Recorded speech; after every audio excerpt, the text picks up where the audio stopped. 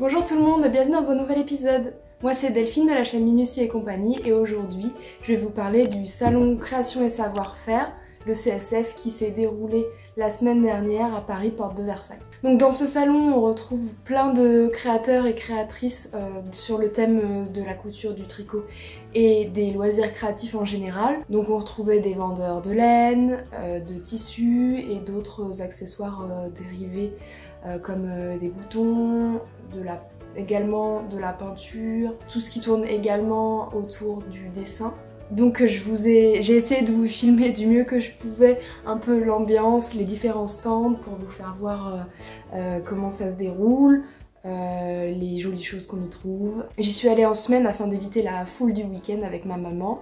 Il y avait quand même du monde, hein, on va pas se mentir, mais ça va, on pouvait déambuler sans trop de problème. On y allait une bonne après-midi, avec une petite surprise le soir. Je vous laisse regarder jusqu'à la fin pour voir ce qui s'est passé dans la soirée. Je vous montre ce que j'ai acheté à la fin également. J'ai pas fait de folie hein, parce que j'ai tout ce qu'il faut et j'ai plein de projets en tête, comme vous avez pu voir dans les épisodes précédents. Donc voilà, mais je me suis fait un petit plaisir quand même, histoire de profiter d'avoir vu les différents produits et d'acheter vraiment ce que je préfère comme couleur par exemple. Donc nous voilà partis avec ma maman direction porte de Versailles à Paris.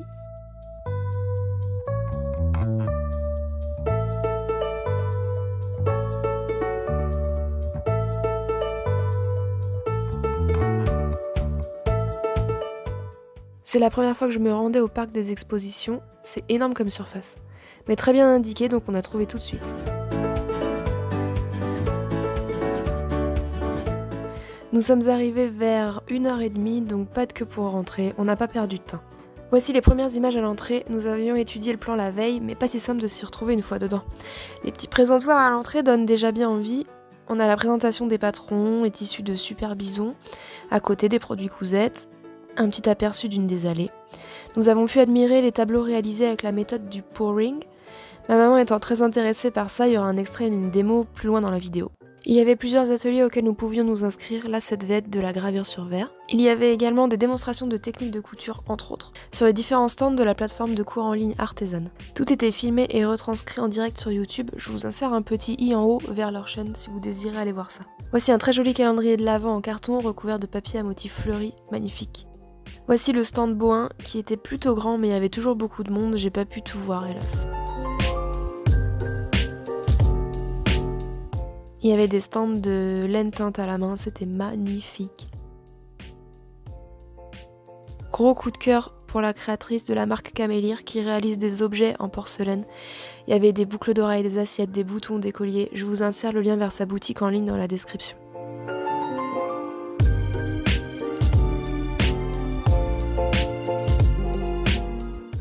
On a vu le stand de Maison Septembre qui produit des laines teintes à la main.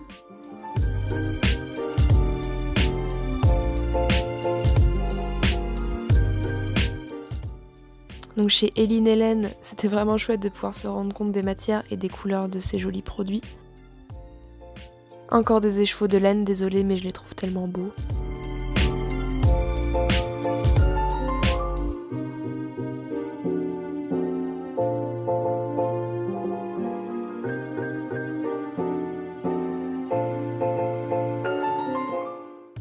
Idem chez Heidi Heidi, c'est la folie.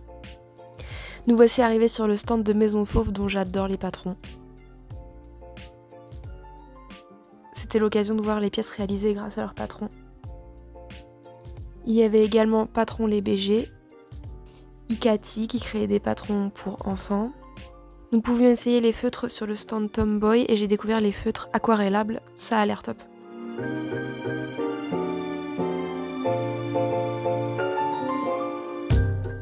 Le principe c'est d'utiliser les feutres sur une pochette plastique pour y déposer de l'encre, puis de prendre l'encre avec un pinceau à réservoir d'eau pour réaliser de l'aquarelle. Voici le stand principal d'Artisan sur lequel on retrouve tous leurs produits phares, beaucoup de coffrets, des illustrations réalisées avec leurs cours. Toute l'équipe était présente, c'est super de les voir en vrai. Sur le stand de Wisp, il y avait des pelotes de laine très épaisses, c'était pas mal. Nous avons fait un tour du côté des vendeurs de machines à coudre pour baver un peu. Il y avait une allée de l'inspiration avec des petit box très bien décoré avec les produits des exposants.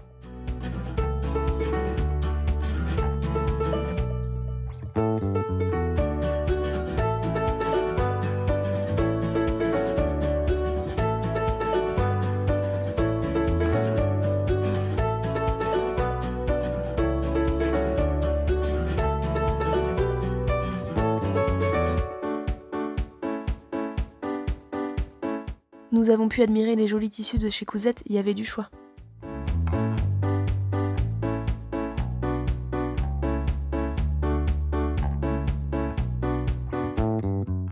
Puis il y a eu un autre live artisan avec Charlotte Jobert, certainement sur un terme lingerie. C'était sympa de voir le backstage du tournage également. Il y avait des stands de mercerie vintage. Si vous cherchez ce genre de produit, n'hésitez pas à faire un tour chez Emmaüs près de chez vous, on peut y trouver des trésors pour quelques euros.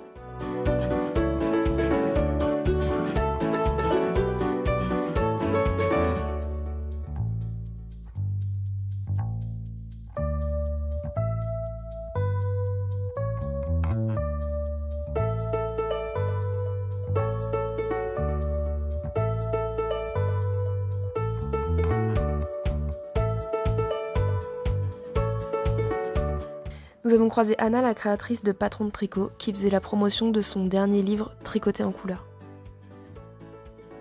Sur le stand du fabricant de laine Fonty, nous avons découvert les échevaux de fil faits à l'aide de bandes de tissu.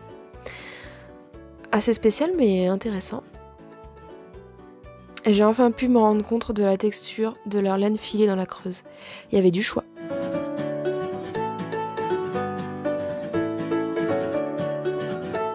En plus des stands de tricot et couture, il y avait des stands de broderie. On pouvait notamment y acheter des kits et des fils de grande qualité. Nous avons assisté à une démonstration de pouring, le résultat est bluffant. Le principe, c'est de mettre une peinture spéciale dans un gobelet et de le retourner sur une toile et laisser la peinture recouvrir la toile et ça fait des motifs super intéressants et assez jolis.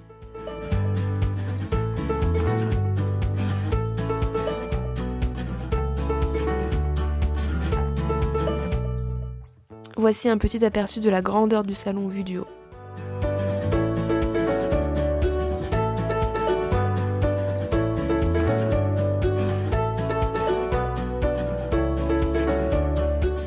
Dans la soirée, j'ai rejoint le stand Artisan pour participer à leur défilé. À chaque CSF, elles organisent un événement afin de mettre en lumière les créations réalisées dans le cadre de leurs cours en ligne et des différents défis.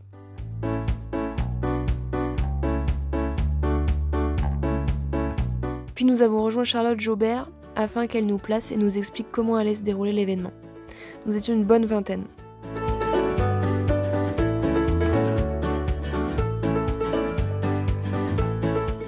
Voici la répétition de la sortie.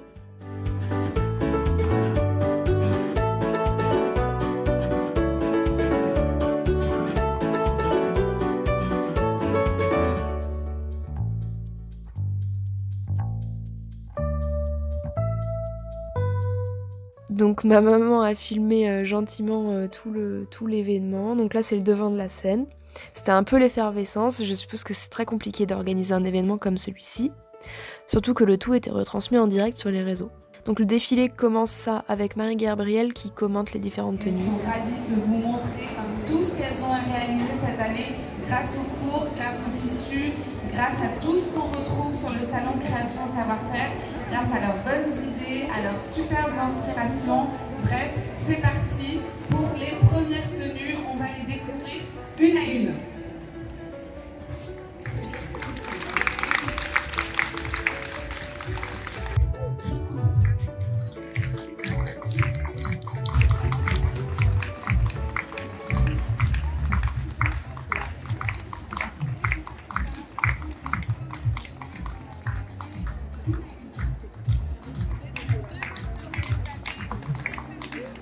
Là c'est moi avec ma robe cousue pour le défi garde-robe début 2021. Pas super à l'aise mais au final ça a été. J'ai d'ailleurs réalisé une vidéo entière sur la réalisation de cette pièce. Je vous l'insère dans le petit i en haut de la vidéo si vous voulez aller voir ça. Aussi sur le haut, un super ensemble qui a été créé lors d'un défi, un esprit tailleur magnifique, collection version croisière, petit corset, superbe robe avec tout un jeu et transparence, magnifique trench cousu avec le court je couds mon trench. Super ensemble, vous avez un body avec le court je couds mon body et un pantalon évidemment taille haute, tout en noir, hyper chic. Nous avons ici la veste du CAP Tailleur. Magnifique petit short ensemble, le short Tivoli. Vous avez ici la robe avec tout un jeu d'épaule, une robe qu'on retrouve dans les tailles artisanes, avec un jeu de rex. Évidemment, encore un ensemble tailleur en tartan, trop joli, et la petite blouse avec le col Pierrot foncé, on adore. Un body à carreaux, magnifique, qui fait partie d'un kit aussi, et un autre body, superbe, magnifique en noir, sans manches, avec cette version vintage. Ici, on a une robe qui a été cousue ainsi que le sac lors d'un défi garde-robe. Et ici, la jupe Murano, vous pouvez appliquer des poches brodées, tout un motif de fleurs, super joli, et le t-shirt avec un petit col volanté. Ici, on a tout un travail de broderie. Vous avez la broderie or avec les broches dorées sur une veste violette en CAP qui vient s'emboîter du coup de CAP. Une super jolie robe, pareil, qui a été cousue lors d'un défi, magnifique, super fluide. Et là, on a tout un travail sur le trench, un trench rose, mais aussi le sac qui a été réalisé à la main avec un travail de cuir. Hop, ici on a la blouse avec un grand col qui vient des cailles artisanes et une petite jupe. On retrouve deux petites demoiselles qui sont magnifiques. Beau Miriam et Bill, vous êtes parfaites.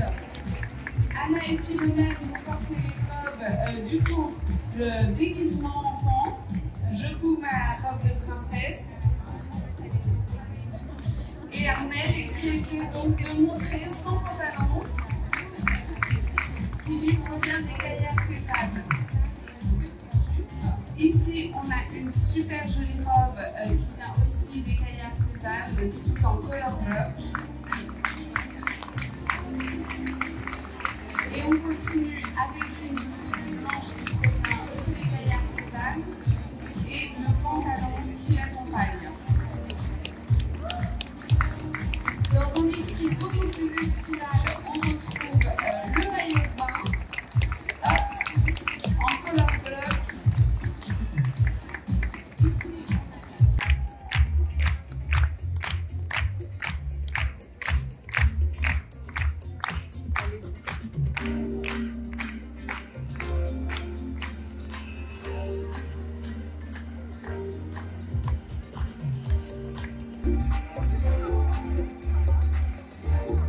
Et vous n'êtes pas sans savoir que ce défilé, c'est aussi l'occasion de récompenser les meilleures réalisations. On a pour ça un jury. Voilà, cela clôt notre visite au salon CSF. Donc comme vous devez le savoir, j'ai pas mal de stock de tissus pour les projets à venir, donc j'ai rien acheté, hein. J'ai réussi à pas succomber à la tentation de ces milliers de tissus différents qu'on pouvait toucher et voir avant d'acheter. J'étais raisonnable et donc au niveau couture, j'ai rien acheté.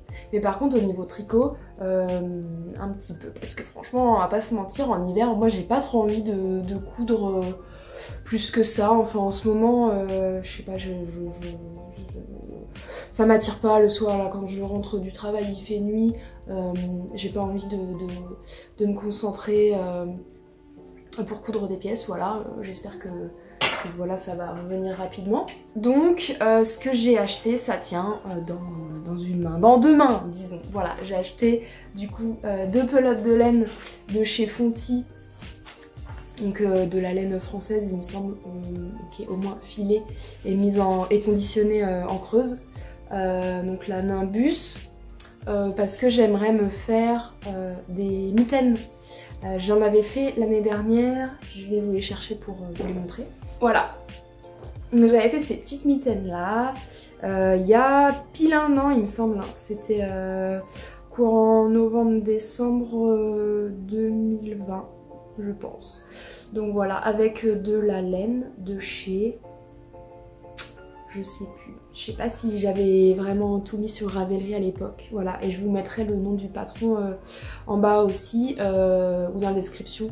C'est tout simple, hein. C'est vraiment un tube et à un moment on laisse des mailles en attente pour faire un pouce. Il n'y a pas de gousset ni rien. Il n'y a pas de gousset ni rien, mais voilà. Donc elles sont pas mal, mais ce qu'il y a c'est qu'à l'époque je savais pas que les laines super wash, bah, elles tenaient moins chaud que les laines non super wash. Et ça c'est dû au fait que bah, elles ont reçu un traitement, les fils ont reçu un traitement et donc il est plus lisse et du coup les poils entre eux vont pas s'entremêler pour vraiment faire un tissu qui bloque le vent par exemple. Donc mine de rien, quand l'hiver il y a du vent et qu'il fait vraiment froid, et ben j'ai quand même froid avec mes super mitaines tricotées quoi. Donc c'est un peu dommage. Là en ce moment ça va le matin, il doit faire 3 ou 4 degrés donc ça passe. Et puis je les aime bien parce qu'elles sont jolies. Mais voilà, j'aimerais bien m'en tricoter des un peu plus épaisses. Donc c'est pour ça que j'ai acheté ce fil là et j'utiliserai certainement aussi des aiguilles moins grosses pour que le tissu soit plus dense. Je pense que ça joue aussi. Voilà. Et donc pour pallier au froid qui passait à travers les mailles, j'avais doublé ici avec un jersey que j'avais cousu un peu comme je pouvais. C'est un peu mieux mais ouais, il est super fin le jersey, j'ai fait avec ce que j'avais sous la main. Mais bon, au moins c'est un peu moins ajouré que sans ce jersey en plus. Voilà, les finitions aussi au niveau de la pointe là, j'ai fait un grafting, il y avait plein de diminutions dans le patron. Juste avant le grafting, ça fait des plis comme ça et tout. Ça va, mais je vais essayer de faire mieux et je vais essayer de créer mon patron de mitaines, de moufles, pardon, c'est des moufles. Parce que c'est assez simple. Et donc je vais m'atteler à ça et je vais essayer de faire un petit motif sur le dessus. Inspiré du pull Mimosa, donc je vous mets une petite incrustation ici que je suis en train de tricoter. Voilà, et je vais essayer de faire un pouce à gousset pour que ce soit très grave, enfin ça se voit pas trop là. Mais bon, là ça étire un peu, là c'est un peu plus serré, donc voilà. Vu que j'ai fait des goussets sur les chaussettes et tout, ça doit pas être beaucoup plus compliqué sur les moufles, donc je vais essayer de faire ça. Et je suis pas sûre que je ferai un revers, je ferai peut-être juste comme ça, un peu plus court. Voilà, et elles seront toutes unies et juste avec des petits, j'essaie de faire plusieurs V comme ça, un peu comme une mimosa. Donc voilà pour ces deux petites pelotes de laine, j'espère que j'en aurai assez. Autrement j'en rachèterai sur internet. Hein. Voilà, elles sont d'une couleur bleu grisé. Voilà, je regarde quelque chose de neutre. Ça fera bien l'affaire. Et à côté de ça, je suis passée donc au stand de chez Boin et j'ai trouvé un rase pull électrique. Donc ça faisait longtemps que j'en entendais parler et que je me disais qu'il fallait que j'en achète un. Donc c'était l'occasion. Il a coûté 14 € je crois. Et en fait c'est un petit outil rasoir, voilà, où vous passez sur votre pull et s'il y a des petites peluches, et bah ça vient couper les petites peluches et ça les met dans le petit réceptacle ici. Parce que moi j'ai des pulls en laine cardée, il me semble, de chez Derehome Natura et ça fait 1 an que bientôt que j'ai ce pull et mine de rien il y avait des petites bouloches, c'était pas très grave, mais voilà, je les voyais, j'en enlevais quelques-unes, mais surtout le pull, c'était pas possible de faire ça. Voilà, donc j'ai fait ça l'autre soir et bon, c'était rapide, en 5 minutes c'était fait et j'ai bien pris mes précautions pour pas abîmer le pull, mais voilà, c'est très simple. Et mine de rien, j'en ai enlevé des bouloches. Regardez ce que ça donne, j'ai tout ça comme petite, voilà, comme résidu de laine qui a été coupé. Alors je sais pas si vous voyez bien, mais quand même, hein. Ça, et ça c'est la moitié disons.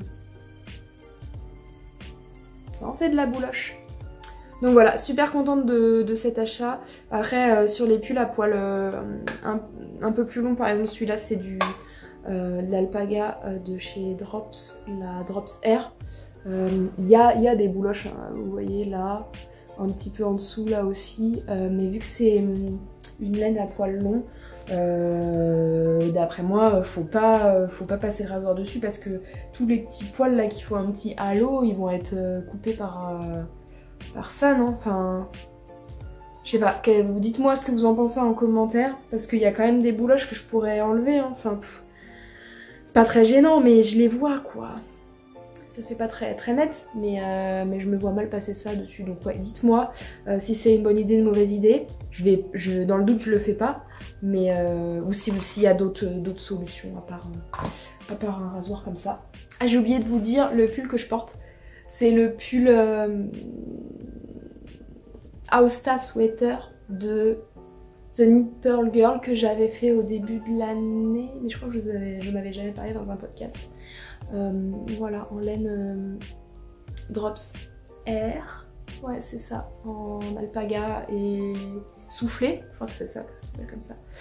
Voilà, super confortable, juste simple raglan avec un point en dalou il me semble, avec des manches un peu bouffantes. Il m'arrive au niveau des hanches, voilà. Vous voyez un petit aperçu d'un nouveau pantalon que j'ai fait il y a pas longtemps. Voilà, il m'arrive ici. Il est super chaud, super confortable, je pense que je le referai dans une autre couleur très bientôt. Voilà, c'est tout pour aujourd'hui. J'espère que ce petit reportage vous a plu et vous a fait découvrir des créateurs et créatrices que vous ne connaissiez pas. Et c'est toujours intéressant de voir un peu plus en détail les produits et comment c'est présenté dans les stands. Donc le salon création et savoir-faire, il a lieu normalement tous les ans au mois de novembre. L'année dernière il n'y avait pas eu à cause du Covid. Là c'est la première fois moi que j'y allais, donc j'étais ravie de voir tous ces exposants. Mais on m'a dit que les années d'avant il y avait beaucoup plus de stands. Donc voilà, si ça vous dit de faire le déplacement jusque là-bas, ou même si vous êtes en province pour le salon, je pense que voilà, l'année prochaine ça vaut le coup. Ça vaut le coup parce que bon, même si vous n'avez pas vraiment de projet en tête, voilà, et de rencontrer en vrai les personnes qu'il y a derrière les réseaux sociaux, voilà, c'est toujours enrichissant de pouvoir échanger et de les remercier aussi sur ce qu'ils font parce qu'ils ou elles sont géniales dans tout ce qu'ils font. Dans la création, dans l'animation, dans le service client. Donc voilà, je pense que pour eux aussi c'est sympa d'être là et de les soutenir, même juste quelques compliments et mots gentils, ça ne peut pas faire de mal. Voilà, merci d'avoir regardé cette vidéo et on se retrouve bientôt pour de nouvelles aventures créatives. Salut!